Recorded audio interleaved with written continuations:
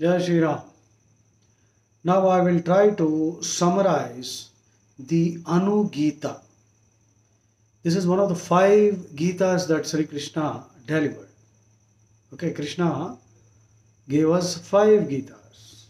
The Bhagavad Gita, Uttara Gita, Anu Gita, all these 3 to Arjuna.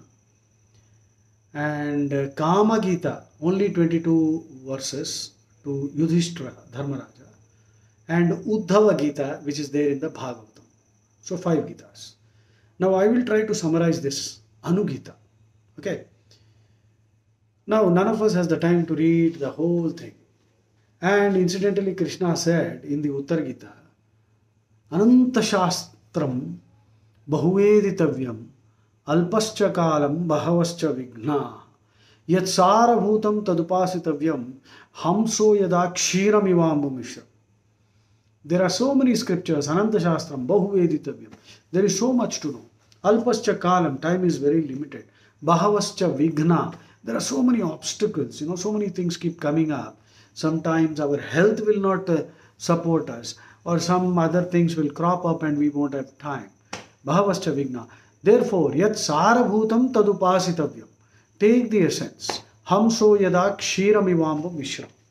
Like the spiritual swan, which can separate a mixture of milk and water, and it will take just the milk and leave. So totally, so spiritually proactive. Who has the time to read the entire Mahabharata, 1,20,000 shlokas, and Ramayana, 24,000 shlokas? And if you look at other Puranas, and Ananta Shastram, see, you cannot empty an ocean with a teaspoon, or even a ladle, garita, or even a tanker. It's not possible. Which means in Hinduism, there are so many scriptures that one lifetime is not sufficient. In other religions, they have one book. And for this one book, a couple of hours is sufficient to know the meaning. There's nothing more. Just one book. We have lakhs, we have lost count. Ananta Shastram. That's why Krishna says, don't waste your time, just take the essence. So keeping Krishna's advice in mind, I am trying to now summarize this Anu Gita. Now, this book has been written by Satya P. Agarwal and Urmila Agarwal. The title is Reaffirming Bhagavad Gita's Message of Good of All. Okay. So, publisher is Urmila Agarwal. Okay. They have dedicated it to their parents. Okay. Now, Anu means after. So, Anu Gita literally means Gita occurring after.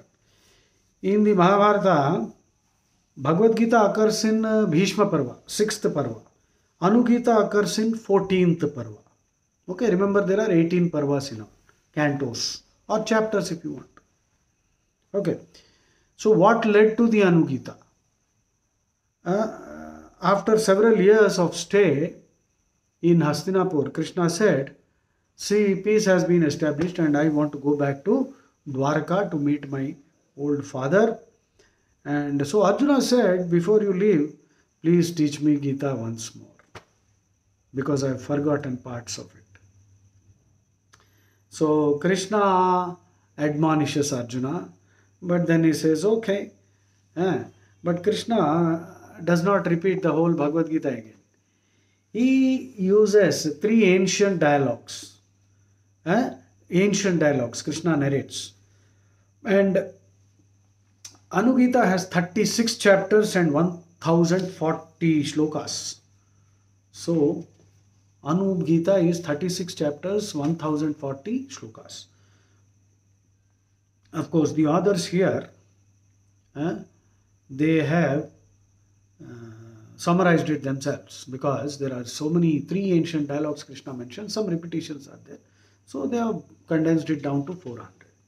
Now I will try to condense it further, because Krishna said Ananta Shastram Bahuvedittavyam Alpascha Kalam Bhavascha Vigna Yatsara Bhutam Tadupasitavyam Hamso Yada Kshiramivambu Mishram. So Sankat Mochan ji is also listening, and Hanuman ji from Chitrakoot has come here, and Jagannath Puri Jagannath, Krishna is also listening. And with their assistance, we will be able to do a good job. So we will now work on Anugita. I'll see how I can do it, how fast I can do it. Okay. Now, I want to go to this book in the 6th page. Krishna expresses his displeasure. How can you forget Bhagavad Gita? And Krishna says something very interesting. See, everything that Krishna says, everything that he does, it is all Madhuram. You know, have you heard of that? Adharam Madhuram, Madhuradipate Rakhilam Madhuram. Everything that Krishna does is Madhuram. Madhurashtakam. You see, Vallabhacharya composed. You must listen to that, Madhurashtakam. So here I find Krishna says, Abudhya Nagrahiryastvam Tanme Sumahad Priyam Nacha Sahatya Punarbhuya Smrutirme Sambhavishyati. Krishna is saying, I am really upset that you have forgotten a considerable part of the Bhagavad Gita which I taught you. This is the problem with many students, you know. After you prepare well and deliver a nice talk on a subject, these chaps are not taking notes and they are forgetting. When you have a cell phone, why don't you record the lecture, listen to it couple of times. I may forget, but you as a student should not forget. So Krishna said, Nacha sadhya punarbhuya. Since there was a crisis, that crisis prompted my response at that time, and my response was so unique. It is not possible to have a repetition of that same thing because there is no crisis now. And what is not possible for Krishna? Everything is possible. But why did he say that? In fact, the lesson here is treat every crisis as an opportunity for growth. See the opportunity in every crisis. And that is why they say, no, a pessimist sees problems in every opportunity, and the optimist sees opportunities in every crisis, in every problem. So Krishna is reminding you, after all, nothing is permanent in this life. You are not an owner of anything. You don't own anything. That Janaka Maharaja discusses that also here. So profits and losses will keep happening. There will be vicissitudes of life, ups and downs, vagaries, sudden changes. So don't be disturbed. Be a sthita prajna. Okay. And so Krishna is saying the crisis, every crisis should be treated as an opportunity for growth. That is the lesson here. And Krishna is saying in a very humorous way. No, I can't repeat that entire lesson, Baba. Because there was a crisis, I said it, and now there is no crisis. So therefore, Paramhi Brahma Katitham Yoga Yuktena Tanmaya Itihasantu Vakshyami Tasmin Athe Puratanam. Therefore I will, O Arjuna, I will tell you as much as possible by making use of 3 ancient dialogues. Okay. So that is what Krishna said. And these 3 ancient dialogues. Okay. So the first of the dialogues is between a Brahmin named Kashyapa and his guru. And I am also taking only the gist now. So the guru tells Kashyapa that, listen, this is karma bhumi. You have to continuously act. There is no question of running away from action. So I don't want to name the religions. There are some silly, stupid religions which say that you completely detach yourself and become a sannyasi and run away to the forest. Avoid all action. Krishna in the Bhagavad Gita also says, Nahi kaschit kshanamapi jatu tishtatya akarmakrit karyate hyavashah karma sarva prakriti jair gunai. Nobody can sit even for a second without doing any work. In fact, to maintain this body, you have to work. How will you feed it? Even if you sit quietly, everything inside the body is constantly working, all the organs. So Krishna said, Nahi kaschit kshanamapi jatu tishtatya akarmakrit karyate hyavashah karma. Hyavasha, that means you cannot avoid it. You are helplessly driven to act. Karyate hyavashah karma sarva prakriti jair gunai. Everyone, every creature, driven by their gunas, have to act. There is no question of inaction at all. So this is what the Guruji is also telling. Karma bhumiriyam bhumiryatra tishtanti jantavaha naishkarmyam nacha lokesmin muhurtam api labhyate. Not even for one muhurtam. Muhurtam means 48 minutes. Even for 48 minutes. Well, even for a moment you cannot sit idle. That's the first message. So keep working and do loka sangraham. Loka sangraham means welfare of mankind. Remember, you own nothing. Everything is given to you because you have acquired it actually by your own effort, and you are simply a possessor for some time. So utilize it for your own benefit and see your benefit in the welfare of mankind. So that is loka sangraham. Here the Guruji also says, you see, just as a fruit bearing tree will yield fruit when the season comes, so also every action that you perform, good or bad, at the right time it will start yielding fruits. So don't think that you can escape. So I can coin it in this way. Every action has an equal, more than opposite delayed reaction. Every action has a more than equal, more than opposite delayed reaction. Beware. But the Guruji also says that even if you are the worst kind of papi, then if you listen to your antaratma, if you open up a conversation with Krishna, you can launch yourself on the path of moksha. Evam purvakrutam karma nityam jantu prapadyate sarvam tat karanam yena vikrutoyam ihagataha. Okay. So that's a nice shloka. Sanskrit is so wonderful to listen to. Especially when the words come out of the mouth of Sri Krishna, that is pure Amrutam. Okay. Now, if you can see Krishna everywhere, in everyone, in everything, you will become a Jivan Mukta. That is what Guruji says. Sarva mitraha, sarva saha, shame rakto jitendriyaha. Vyapeta bhayamanyuscha atmavan muchyate naraha. One who is a friend of all, who can endure everything, who has disciplined his mind and senses and who is free from fear and anger and all the vices, Arishad Vargas, Kama, Krodha, Moha, Lobha, Mada, Matsarya, and who can see Krishna everywhere, he will succeed in becoming a Jivan Mukta. Okay, next.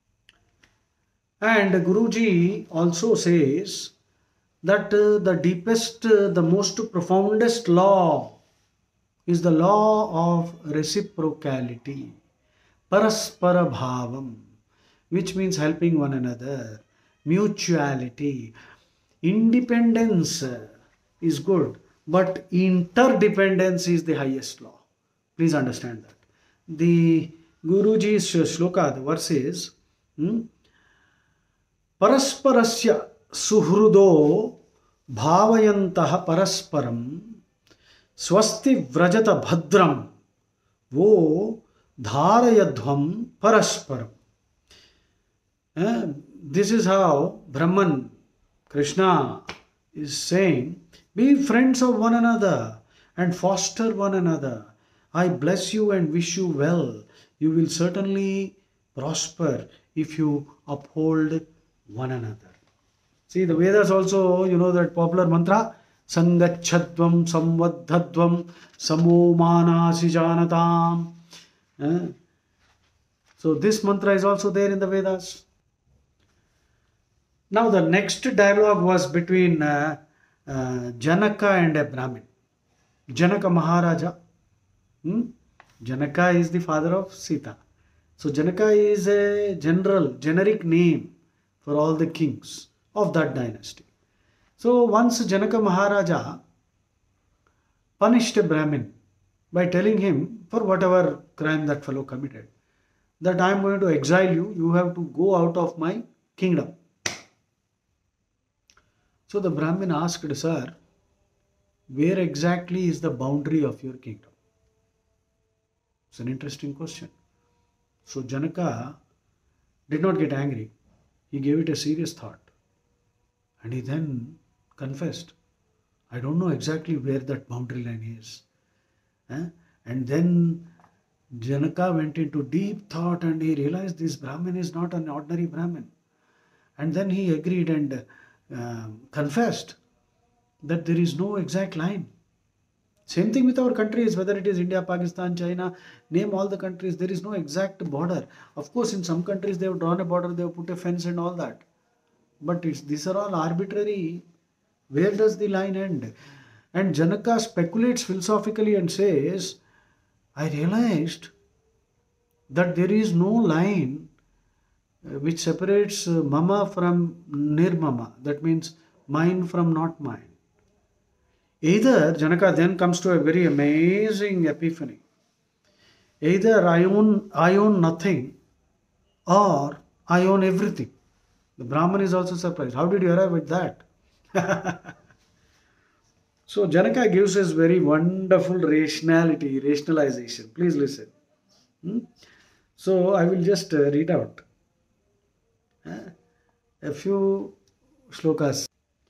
And then Janaka mentions Ishavasya Upanishad. The Ishavasya Upanishad which occurs in the Shukla Yajurveda. Ishavashyamidam sarvam yat kinchit jagatyan jagat tena tyaktena bhunjida ma gridha kasyasvidhanam. Janaka mentions this. Ma gridha kasyasvidhanam. Do not covet others' property. So Janaka confesses that in reality, no one can be called an owner. No one owns anything. Whose thing is this? Whose wealth is this? And Janaka says, I got the answer. No one is the real owner of anything because everything belongs to Krishna. Nothing that I can call mine. Then the Brahmin asks, now this is very nice. But then how did you come to the understanding that, okay, now you know that you don't own anything. But you said some time ago that either you don't own anything or you own everything. How did you jump to that conclusion? On one hand, you are saying I own nothing. And then he is saying it's also possible that I am owning everything. How did you arrive at that? The Brahmin asked a very simple question. Janaka gives an amazing reply which I have not fully understood. I want you to dwell on this. And maybe if you have an epiphany, please let me know. I am trying my best to understand the esoteric meaning of these slokas. Forget the slokas, I will tell you what Janaka said. You know what Janaka said? See, there are many flowers with perfume, with fragrance. These fragrances are in my nose. And I don't desire to enjoy the fragrance only for my nose, or these fragrances are not mine, because the kingdom is mine, the earth is mine, the ground is mine, the plants have been, I have planted. I mean, you have to draw this. And there is a beautiful scented flower. Fragrant flowers are there. Now, Janaka is saying, those smells are in my nose, because without a nose you can't even know the smell. Now, these smells are not mine. I don't own these smells, nor do I want to have exclusive ownership of these smells. Just imagine how ridiculous it would be if you tell somebody, please don't smell, please don't let the smell, or when the smell comes, don't smell it, because I am the owner of the smells. Ridiculous. So, and Janaka confesses that these smells are the property of the earth. Okay. And now, since I have understood this much, I have transcended the maya of the smells, and therefore, in a way, I have subjugated the earth itself. Because up till now, the earth was dominating me, because I was thinking that it is mine. Now I have understood, and I have overcome the maya. I have transcended the power of the smells to weave web of Maya on me. Now that I have overcome these smells, and these smells are the property of the earth, in a way I have subjugated the earth, therefore I am the owner of everything, the whole earth. Now he extends this analogy to sight. There are so many lights and sights that we see. But can we say that, hey, these lights and these sights are mine? Please, you can't see them. Right?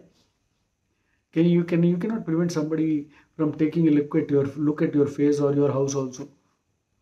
So then Janaka extends the same argument. He says, these lights and sights are the property of the earth, and my eyes are able to discern them, and they are in my eyes because the process of that doesn't make me the owner of these, which means up till now they were dominating and deluding me. Now I have understood the deeper essence. In a way, I have transcended them, and therefore I have subjugated the earth, and therefore I am the owner of the earth. That he extended to sense of touch. He says the sense of touch is the property of space. And so the sense of touch is the property of wind, he says, wind. And the sense of sound is the property of akasha, space, or either. So akasha. And the sense of taste is the property of water. So, and you see, since I don't desire for my own enjoyment the sights and light that are visible to my eyes, and since the property of vision attaches to light, and since I have transcended my sensation of light, I can say that light is subjugated by me. Like this, touch is a property of wind, and I have transcended touch, therefore I have subjugated the wind. And since the property of taste attaches to water, and since I have transcended my sensation of taste, and I don't desire for my own enjoyment those tastes that are available on my tongue. See, these tastes are available on our tongue, whether it is sweet, sour, bitter, astringent, salty, and umami, MSG, monosodium glutamate. And the man who found it was given a national award. I forgot his name. He's a Japanese researcher. But there is a lot of misinformation that MSG causes cancer.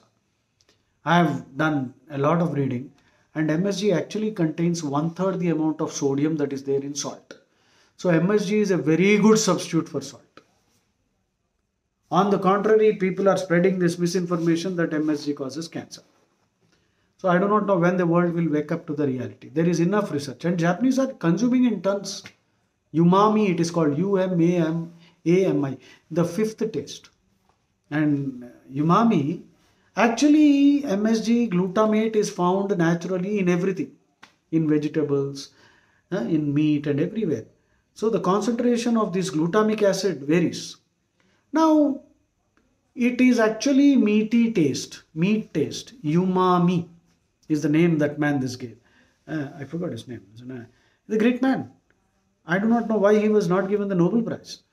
Japan has given him the national award. So please go ahead and consume anything in excess and it is bad for you. So MSG is perfectly alright, only 1/3 of the sodium that is there in salt, and you can consume. Japanese are consuming it. And Japanese, they are living, their longevity is very high. Hello. Anyway, so I'm now touting monosodium glutamate or Ajinomoto, or locally we call it tasting powder. It's perfectly alright. I have no problems with it. And don't spread these rumors that it is dangerous and carcinogenic. Okay. So, Janaka is saying, you see, these tastes are on my tongue. I don't desire for my own enjoyment those tastes that are available on my tongue. Since the property of taste attaches to water, and since I have transcended my sensation of taste, I can say that water has been subjugated by me. Wow. So this is how Janaka comes to the conclusion that he is the master of all. He owns everything. Either he owns nothing or he owns everything. Wow. I do not know what you have understood and whether you have understood Janaka's logic. And if you have understood and if you have uh, experienced any epiphany, think about it. And please be glad to let me know if there is another way of looking at it and understanding this amazing epiphany of Janaka. So this is the second conversation, Janaka and Brahmin and a Brahmin. And you see, Janaka also adds, I don't desire for my own enjoyment those sensations of thought which occur in my mind. Since I have transcended my sensation of thought, I can say that mind, my mind and mind, the universal mind has been subjugated by me. Nahamatmartham ichhami manonityam manontare manome nirjitam tasmat vashotisthati nityada. These slokas are so lovely to listen to. I will read some more. The sloka on taste, I will read it. You see what it says?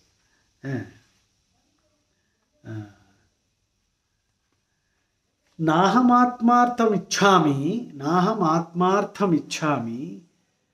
rasa nasyepi vartataha. Rasa means taste. Rasa nasyepi vartataha apo me. Apa means water. Apo me nirjitas tasmad vashotishthanti nityada. Vashotishthanti nityada. I have subjugated water. Nahamatmartham ichhami rupam jyotischa chakshushaha. Chakshu means eyes. Tasman me nirjitam jyoti. Tasman me nirjitam jyotir vashotisthati nityada. That is light. Vision attaches to light and I have transcended light and therefore light has been subjugated by me. Now this is about touch. Nahamatmartham ichhami sparshas tvachi gataschaye tasman me nirjito vayur vashotisthati nityada. That is about the vayu and touch and wind and all that. So and Janaka finally concludes that I am not attached to the wealth of the kingdom because I know it is not my personal wealth. If there is any loss also, it is social loss but not personal loss. So, and I am continuing my duty as a king. I have no selfish interest or advantage. I am not attached to the kingdom. All activities of mine are for the benefit of the Devas, Pitrus, Bhutas, Atidis, but not for my own self. Panchamahayajnas. Okay? You know, every human has to do Panchamahayajna. Every day you are supposed to do that. What are the Panchamahayajnas? Deva Yajna. Means there is Krishna's bureaucracy. All these devas are there. They are powers who don't have a physical body. In fact, we can ascend to that post of Indra. You can, I can, anyone can. Anyway, these are devas. Call them the loss, deepest loss of reciprocality. You put a little, it comes back multiplied, good or bad. So, Deva Yajna. You have to worship Krishna's bureaucracy. Krishna comes in all forms. So, you have to do Namaste and do the puja. Then, Rishi Yajna or Brahma Yajna means the debt we have to repay to our Rishis. Rishi Yajna or Brahma Yajna. Both mean the same. That is, these Rishis have spent a lifetime. They have sacrificed everything in order to acquire knowledge and pass it on to us so that we live good lives. So the minimum gratitude we must have is by expressing. How can we express our gratitude? By studying and understanding the knowledge and living that knowledge so that, that is exactly what they wanted. They sacrificed their life for us and acquired all this knowledge and passed it on. So minimum you have to do is to acquire that knowledge, understand the knowledge. This is called Rishi Yajna or Brahma Yajna. Therefore, you have to study Bhagavad Gita. That is sufficient. Bhagavad Gita is sufficient. Then Bhuta Yajna, all animals, because it is a ecosystem. Stop eating animals, okay? Please don't do that. Don't accumulate papam. Then Manushya Yajna, human beings. And Pitri Yajna, all these, Shraddha ceremony, Pinda and all that you have to do. These are some rituals even Rama did. So there is a deep philosophical meaning, spiritual meaning. So Pitru Yajna, you must live up for their ideals also. They struggled to bring you into existence. So what were the values they lived for? So these Pancha Mahayajnas every day. Okay. So this is the second conversation which Krishna narrated. And now the third one is Janaka and his wife. So this is a famous dialogue between Janaka and his wife. One day, Janaka all of a sudden decided to become a sannyasi, sadhu, mendicant. So Janaka shaved his head and he wore the garb of a sadhu, hawker. And Janaka's wife, Sunayana, Sita's mother's name is Sunayana. Sunayana is Sita's mother. Remember, this might be, somebody might ask you a quiz question. Who was Sita's mother? Sunayana. So Sunayana Devi, she saw that her husband has shaved his head and is now looking like a sadhu. He wants to beg and live. And he is trying to give up all his kingly duties. The queen realized that now it is her duty to put sense into this man. She told him many things. You can guess all of them. See, because we Hindus, if you are born as a Hindu, that means you have done lot of punyam baba. Several lifetimes you have lived as a Hindu. That's why you are again born as a Hindu. And you are getting one more opportunity to achieve moksha. So please don't waste this. You could be born as some other fellow in some other desert cult. So, but you are born as a Hindu. If you are born as a Hindu, this is the gateway. Because unfortunately, in other cults, there is no freedom of thought. Here in Hinduism, not only freedom of thought, you have the freedom even to question Krishna. Arjuna asks 65 questions in the Bhagavad Gita. And at some points he is even ridiculing Krishna. So his queen, Sunayana Devi, admonishes Janaka and says, what are you going to do? You are going to beg? You will not be able to fulfill your obligations towards your Pitris, Devas.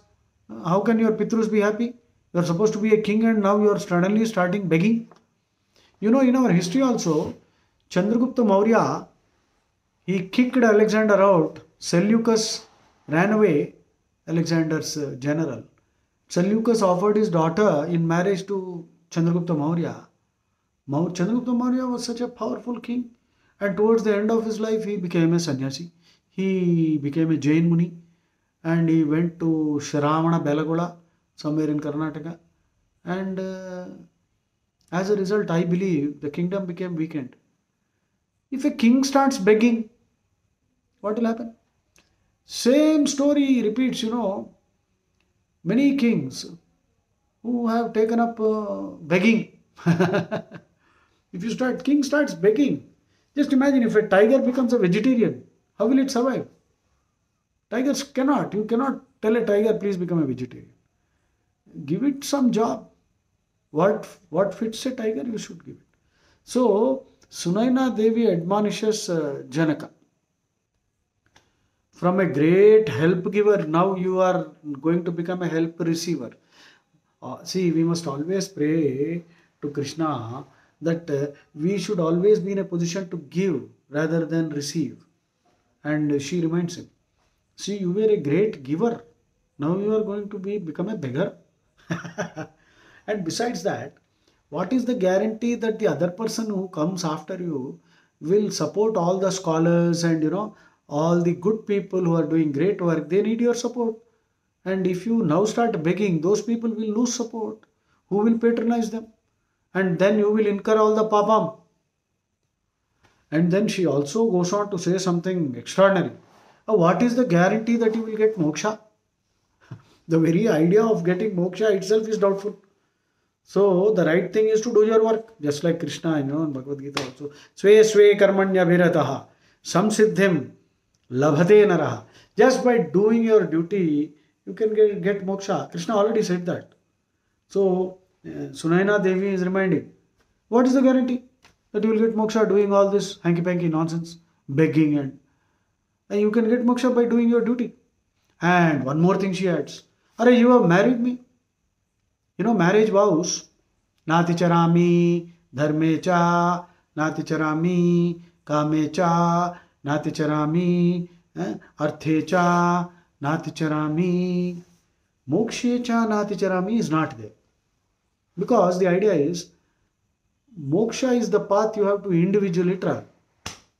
But now Sunaina Devi is saying, you are going to abandon me? I am your wedded wife. You have a duty to support me. In fact, Rishabhadeva in Bhagavatam says something extraordinary. Rishabhadeva is a part incarnation of Krishna. And he says, in English first, he says, do not become a guru, do not become a father, do not become a mother, do not become a husband, do not even become a demigod if you cannot help people get out of this never-ending cycle of birth and death. If you can't save them from the ocean of samsara, do not become even a relation. Do not become a guru, do not become a relative, do not become a father, do not become a mother, do not become a demigod, do not become a husband. Implication is, do not even become a wife. Why should you not? If you cannot save people, all these relatives, your dependents, if you can't save your dependents from the ocean of samsara, do not even get into these relationships. Now what does that mean? There is no question of running away. No taking sannyasa and running away. Sannyasa has to be internal, not external. That is what Krishna teaches Dharmaraja in Kama Gita. Kama Gita is the shortest Gita delivered by Krishna, 22 verses. And Yudhishthira says he wants to start begging. Because he has killed Karna and so many people and he is a sinner, papi. He wants to. Krishna says, hey, listen. Everyone consoles, but he is not listening. Finally, Krishna tells him, hey, listen. Real renunciation is not external. It is internal. Be the king, do your work, but don't be attached. That's it. That is the real sannyasa. So Sunaina Devi is also telling. Now the shloka from Bhagavatam. Gurur na sasyat, svajano na sasyat, pita na sasyat, janani na sasyat, devo na tasyat, patir na tasyat, devo na tasyat, patir na sasyat, na mochayet samupeta mrutyum. Again, it's easy to learn. Remember, listen carefully, slow down.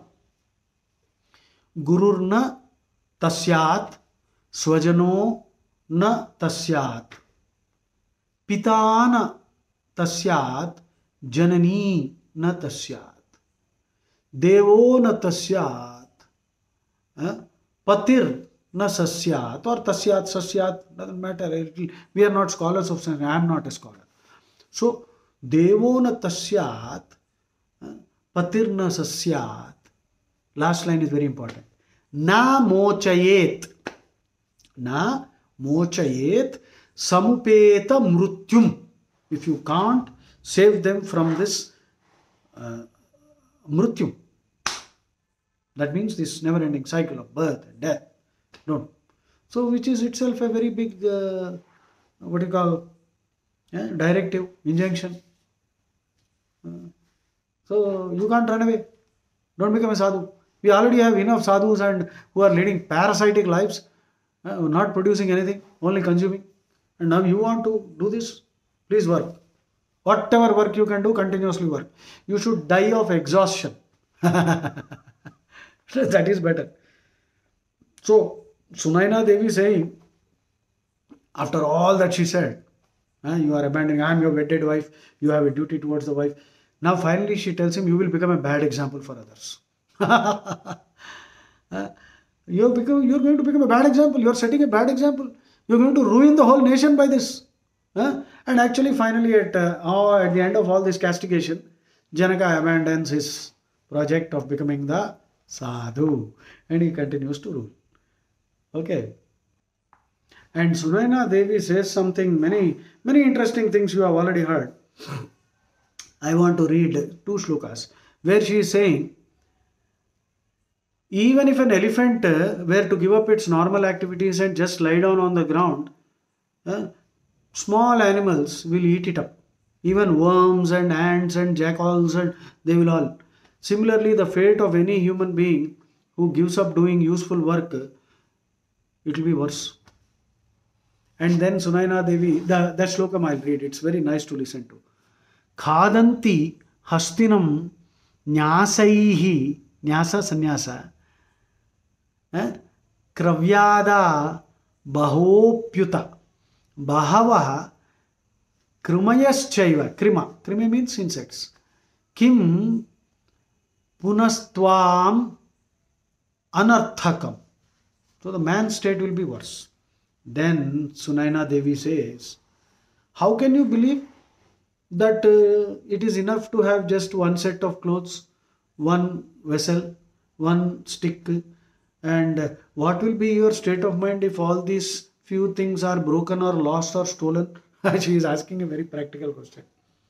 We are accustomed to a certain level of comfort, and because all these comforts are there, I am able to do this talking. I have the light, I have the bench, and I have a nice room. Of course, some mosquitoes are trying to harass me. So without all this, how will I be able to do this good work? I don't know. I don't think many people will listen to all these kind of talks.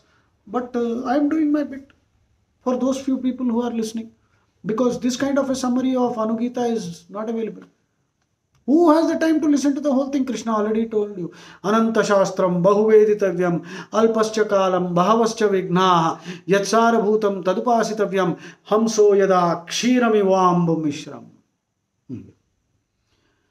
So, Ya Imam Kundikam Bhindyat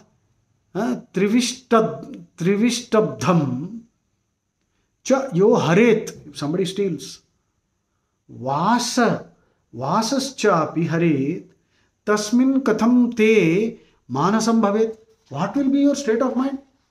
Ivanni avaru kotteste. And so finally, see, the householder, Grihastha, supports the whole society. Brahmachari is still studying. Grihastha, to feed his family, he works. And the Vanaprasthi, he is retired to the forest studying. He doesn't produce anything.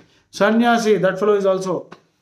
Actually, everyone has to become a sannyasi at a certain stage in life, which means he works continuously to spread knowledge, not become a simple parasite.